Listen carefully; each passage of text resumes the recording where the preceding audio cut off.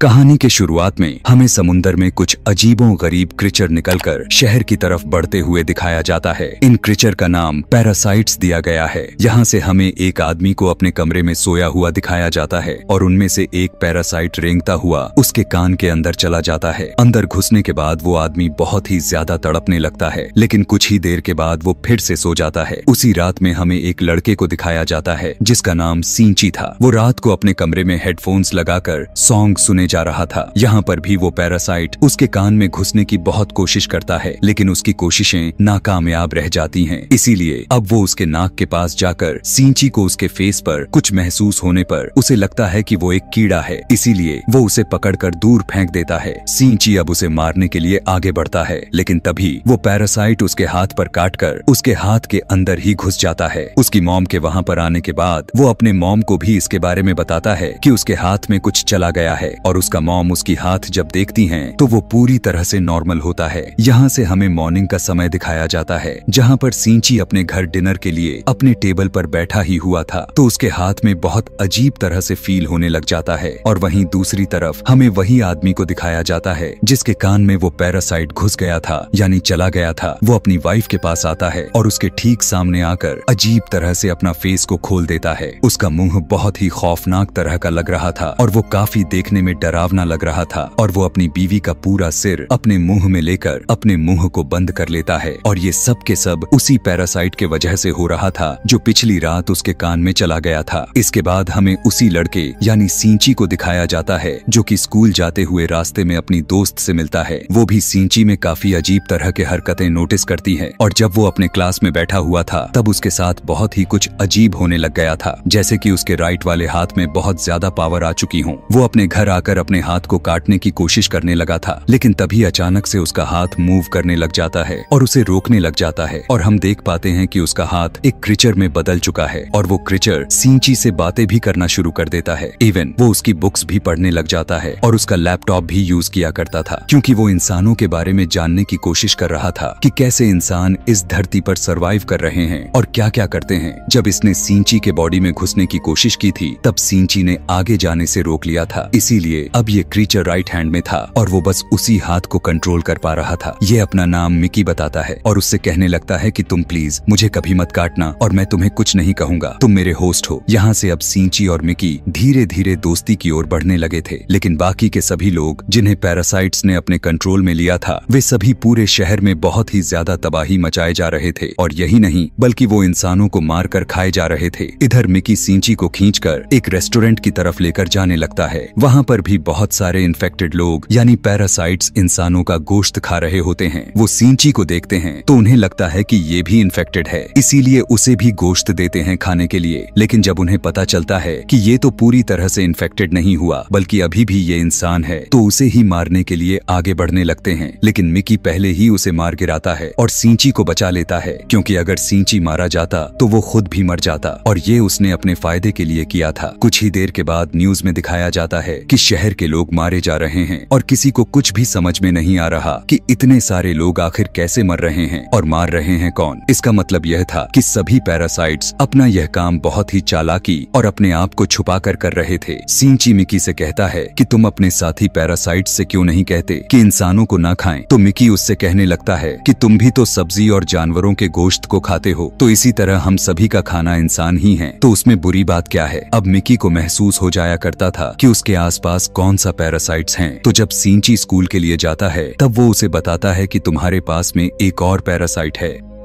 और वो कोई और नहीं बल्कि वो उसकी टीचर ही थी। वो टीचर भी जब सींची को देखती है तब उसे भी पता चल जाता है कि वो भी इन्फेक्टेड है, लेकिन वो उसे कहती है कि तुम्हें मुझसे डरने की कोई जरूरत नहीं है, क्योंकि मैं इंसानों को किसी भी तरह का नुकसान नहीं पहुंचाती, बल्कि मैं उन्हीं के तौर तरीके इसलिए पढ़ रही हूँ ताकि इंसानों जैसा व्यवहार मुझ में भी आ जाएंगे और हमेशा के लिए मुझ में ही रहे। वो उसे 2 और पैरासाइट्स के पास लेकर जाती है। उनमें से एक स्टूडेंट्स होता है और एक पुलिस ऑफिसर था। वह बताती है कि यह पुलिस ऑफिसर मेरा हस्बैंड है, है और हमारी बेबी होने वाला है और वो बेबी बिल्कुल नॉर्मल इंसान ही होगा, तो हम भी नॉर्मल इंसानों के जैसा ही रहना चाहते हैं। हम किसी को नुकसान नहीं पहुंचाना चाहते और ना ही हम किसी को सरेआम नहीं मारना चाहते, लेकिन हम सबसे बचते बचाते हुए गोश्त खाना चाहते हैं। तो क्या अब तुम हमारा ग्रुप ज्वाइन करोगे? लेकिन फिर भी मिकी उसकी इस बात पर बिल्कुल भी तैयार नहीं हो रहा था। अगले दिन वही पुलिस ऑफिसर उन लोगों के पास आता है। तब मिकी सींची को बताता है कि यह हमें मारने आया है, क्योंकि उसे पता चल चुका है कि उस दिन होटल में हमने एक पैरासाइट को मारा था। अभी वो कह ही रहा था कि तभी अचानक से वो पुलिस ऑफिसर यानी पैरासाइट उस पर अटैक कर देता है और मिकी के साथ सींची भी उस पुलिस ऑफिसर से लड़ता है और उसे वहाँ पर मार देते हैं। जब सींची अपने घर पर आता है तब उसे बहुत ही बुरा लग रहा था कि आज उसने किसी की मर्डर कर दिया है, लेकिन इधर हम देख पाते हैं कि पुलिस ऑफिसर के बॉडी से वो पैरासाइट निकलकर किसी और के बॉडी में चला जाता है और वो कोई और नहीं बल्कि सींची की माँ थी और वो सींची को मारने के लिए उसकी तरफ बढ़ रही थी। मिकी सींची से कहता है कि ये तुम्हें मारने चाहती है। तब सींची मिकी से कहा कि खबरदार, अगर तुमने मेरी माँ के साथ कुछ किया तो, क्योंकि वो अपनी माँ से बहुत प्यार करता था और वो यह बिल्कुल भी नहीं चाहता था कि उसकी माँ मरे। लेकिन देखते ही देखते उसकी माँ का सर भी बाकी के पैरासाइट्स की तरह ही खुलना शुरू हो जाता है और वो सींची पर अटैक कर देती हैं। सींची का बहुत ज्यादा खून निकलने लगता है और वो मरने ही वाला था। लेकिन अगली सुबह हम देख पाते हैं कि वो दोबारा से उठकर खड़ा हो जाता है। तब मिकी उससे कहने लगता है कि तुम बहुत ही ज्यादा इंजर्ड हो चुके थे, लेकिन मैं अपने सेल्स से तुम्हें पूरी तरह से ठीक कर दिया। लेकिन यहाँ पर बुरी बात तो ये था कि अब सींची के बॉडी में मिकी के सेल्स चले गए थे और अब वो पूरी तरह से इन्फेक्टेड हो चुका था। अब सींची अपने माँ को ढूंढने के लिए जाता है, लेकिन उसकी माँ कहीं पर भी मिल नहीं रही थी। तो वो उस टीचर के पास जाता है और पुलिस ऑफिसर के बारे में पूछता है, लेकिन वो टीचर भी उसे कुछ नहीं बताती।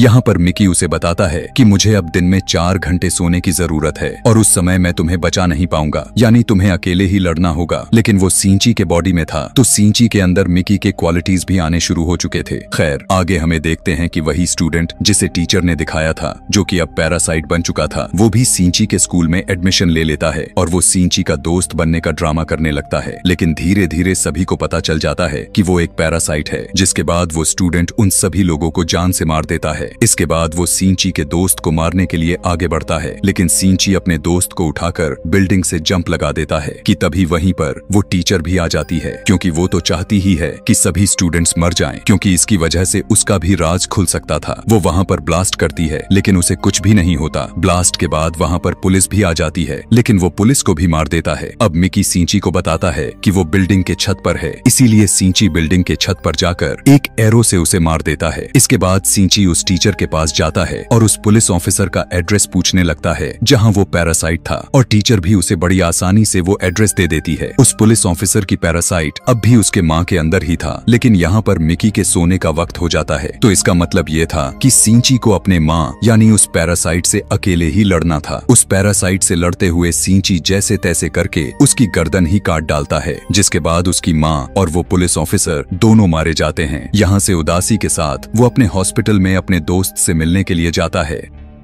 सींची और मिकी दोनों बातें कर रहे होते हैं, जिसमें सींची कहता है कि मैं एक एक करके सभी पैरासाइट्स को मार डालूंगा। कि तभी हम देख पाते हैं कि कोई उसकी पिक्चर्स ले रहा होता है, यानी वो जरूर कोई जासूस ही था। यहीं पर इस कहानी का पार्ट 1 खत्म हो जाता है। यहाँ से अब मैं इस कहानी का पार्ट 2 एक्सप्लेन करने वाला हूँ। पार्ट 2 में उस एक्सीडेंट के कुछ महीनों के बाद का सीन दिखाया जाता है, जहाँ पर आर्मी को पता चल जाता है कि इस शहर में कुछ पैरासाइट्स हैं जो लोगों पर अटैक करके उन्हें मार कर खाए जा रहे हैं। तो इसीलिए वो लोगों को बचाना चाहते थे। फिर वो एक जेल से एक सीरियल किलर को ले आते हैं, जो पहचान सकता था कि पैरासाइट कौन है और नॉर्मल ह्यूमन कौन है। उसके सामने एक एक करके लोगों को लाया जाता है, तो वो सभी को नॉर्मल बता देता है। लेकिन जब उसके सामने सींची आता है तो वो सोच में पड़ जाता है, और काफी सोचने के बाद वो कहता है कि ये भी नॉर्मल है। यहाँ से सीधा सींची अपने घर जा रहा होता है। तब मिकी उसे बताता है कि हमारे आसपास एक पैरासाइट है जो बहुत ही करीब है। उसे ढूंढते हुए वो पास के एक बिल्डिंग में जाते हैं, जहाँ पर वो पैरासाइट एक इंसान का गोश्त खा रहा था। जब वो पैरासाइट सींची को देखता है तब वो उसकी तरफ बढ़ता है, लेकिन मिकी अचानक से उस पर अटैक करके उसे मार डालता है। वहाँ पर उसे फील होने लगता है कि जैसे उसके पीछे कोई है, और ये इंसान कोई और नहीं बल्कि वही आदमी था जो इस कहानी के पार्ट 1 के एंड में सींची और मिकी की फोटो खींच रहा था। यहीं पर हमें इस शहर का मेयर को भी दिखाया जाता है, जो कि पैरासाइट्स के फेवर में बोलता था, और वो बहुत ही ज्यादा बुरा आदमी भी था। यहाँ पर हमें पता चलता है कि वो टीचर भी उसी के साथ मिली हुई थी। वहीं पर हम देखते हैं कि उस टीचर का बेबी भी जन्म ले चुका था, जो कि बिल्कुल नॉर्मल था। वो मेयर जान गया था कि सिंची पैरासाइट्स को मारे जा रहा है, इसीलिए वो सिंची को खत्म करने का डिसाइड करता है। लेकिन टीचर उसे ऐसा करने से मना करने लगती है। वो कहती है कि सिंची और मिकी आपस में जुड़े हुए हैं और मैं देखना चाहती हूँ कि आखिर ये कैसे एक साथ जुड़े हुए हैं, और अगर तुम सिंची को मारोगे तो हमारा पैरासाइट मिकी भी मारा जाएगा। और इसीलिए उसी ने सिंची के पीछे एक जासूस को लगाया हुआ था ताकि उस पर नजर रख सके। सिंची क्लास अटेंड करने के लिए जा ही रहा होता है कि तभी उसे फिर से फील होता है कि उसके पीछे कोई तो है। वो जासूस उसकी सारी बात को सुनकर उससे कहता है कि तुम्हें अपने बारे में पुलिस को बता देना चाहिए। तब सिंची उससे कहता है कि नहीं, पुलिस में अभी भी बहुत सारे पैरासाइट्स भरे पड़े हैं। सिंची को भी पता चल गया था कि इस जासूस को उसके पीछे किसी और ने नहीं बल्कि उसी टीचर ने लगा रखा है। इसीलिए वो टीचर के पास जाकर कहने लगता है कि तुम ये सब क्या कर रही हो, ये सब करना बंद क्यों नहीं कर देती। उसके जवाब में वो टीचर भी कहती है कि तुम भी तो हमारे पैरासाइट्स मारते जा रहे हो, वो तो सभी अभी इंसानों को खाने के लिए सीख रहे हैं और कुछ देर के बाद वो उनको मारना भी बंद कर देंगे। उसकी बात सुनकर सिंची एकदम से चुप हो जाता है और उस जासूस के पास जाकर कहता है कि वो टीचर बहुत ही ज्यादा खतरनाक पैरासाइट है, वो किसी भी वक्त तुम्हें भी मार सकती है, इसीलिए तुम भी उससे दूर रहो। लेकिन जासूस उसकी बातों पर जरा सा भी ध्यान नहीं देता। यहाँ से सीन शिफ्ट हुआ और हमें अगले दिन उसी जासूस को दिखाया जाता है जो उस मेयर से मिलने के लिए गया था। उसे सिंची की बातों को टेस्ट करना था कि वो सच कह रहा था या नहीं, इसीलिए वो मेयर के रूम में वॉइस रिकॉर्डिंग सेटअप कर रखा था। लेकिन मेयर को इस बारे में पता चल जाता है और जासूस को मारने का ऑर्डर दे देता है। वो कुछ पैरासाइट्स को उसके घर पर भेजता है उसे मारने के लिए, लेकिन वो अपने घर पर नहीं होता तो वो उसकी बेटी को ही मार देते हैं। यहाँ दूसरी तरफ सिंची को मिकी बताता है कि अब तुम पर 5 पैरासाइट्स अटैक करने के लिए आ रहे हैं। एक आदमी दौड़ते हुए उसकी तरफ बढ़ता है और उसी के अंदर 5 पैरासाइट्स थे। मिकी और सिंची दोनों उससे फाइट करते हैं और उसका सर ही उड़ा देते हैं। उन्हें लगने लगता है कि अब ये मर चुका है, लेकिन अभी तो सिर्फ एक ही पैरासाइट मारा गया था और 4 अभी भी बाकी थे। बाकी के पैरासाइट्स उसके हाथ में आ जाते हैं और उसे कंट्रोल करना शुरू कर देते हैं। यहाँ पर टीचर मेयर से कहती है कि जब मैंने तुम्हें मना किया था कि तुम उस लड़के यानी सिंची को और उस जासूस को मारने के लिए पैरासाइट्स नहीं भेजना था, तो तुमने ऐसा क्यों किया। अब मेयर ने यहाँ पर नोटिस किया कि इस टीचर के दिल में माँ बनने वाली इमोशन वापस आ रहे थे और यह बात उसे बिल्कुल भी अच्छा नहीं लगता। इसीलिए वो अब उसी टीचर को मारने के लिए 3 और पैरासाइट्स भेजता है। लेकिन क्योंकि वो भी तो एक पैरासाइट ही थी तो उसे तुरंत पता चल जाता है कि कोई उसे मारने के लिए आ रहा है।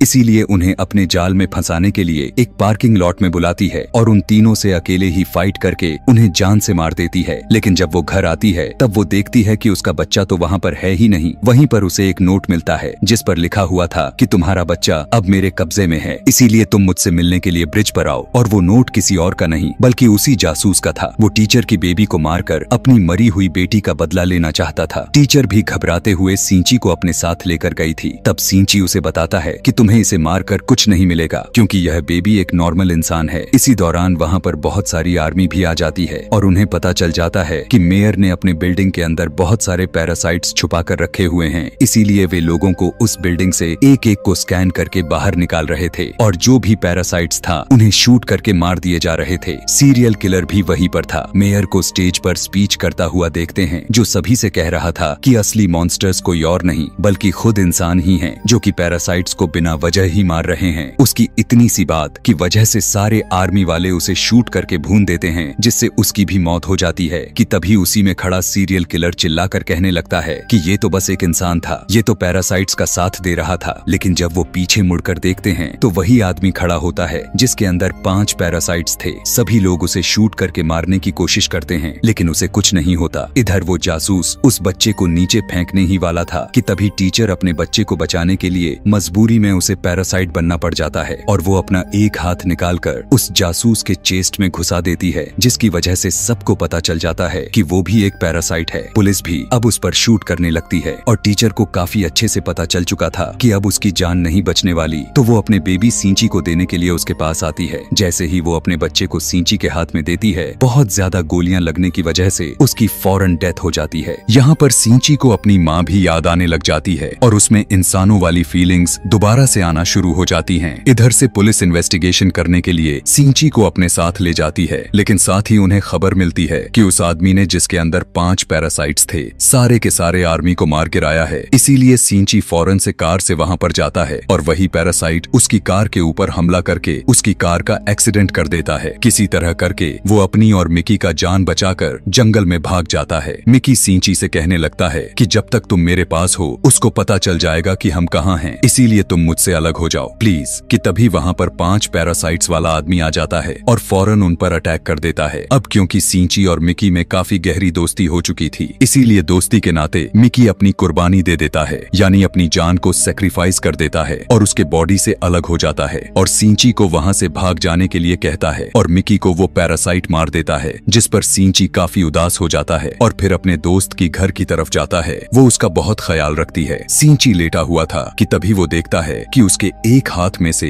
एक और हिस्सा ग्रो कर रहा है और ऐसा इसलिए हुआ था क्योंकि मिकी ने सिंची को अपने बॉडी से ठीक किया था, तो मिकी के सेल्स उसके बॉडी में आ गए थे, इसलिए अब वो दोबारा से ग्रो हो सकता था। सिंची को पता चलता है कि अब ये दोबारा से आ रहा है तो उस पैरासाइट्स को दोबारा से पता चल जाएगा कि मैं कहाँ हूँ, इसीलिए वो अपनी दोस्त की जान बचाने के लिए उसे बाय कहकर वहाँ से फौरन निकल जाता है। लेकिन जैसे ही वो बाहर जाता है तो वो 5 पैरासाइट्स वाला आदमी उसे फिर से पकड़ लेता है, लेकिन वो एक फैक्ट्री में पहुंचकर सिंची एक केमिकल रॉड उसके पैर में दे मारता है, लेकिन फिर भी उसे कुछ नहीं होता और वो सिंची से कहने लगता है कि तुम क्या समझ रहे हो कि मैं इससे मर जाऊंगा, मैं तो तुम्हें मारकर बाकी इंसानों को भी मार दूंगा और उसके बाद मैं और बाकी के पैरासाइट्स इस दुनिया पर राज करेंगे। अब उसे मारने ही वाला होता है कि तभी मिकी उसी समय उसके बॉडी में दोबारा से ग्रो कर जाता है और उस पैरासाइट्स पर अटैक कर देता है। इसी के साथ उसके बॉडी में कुछ होने लग जाता है और वो तड़पने लगता है।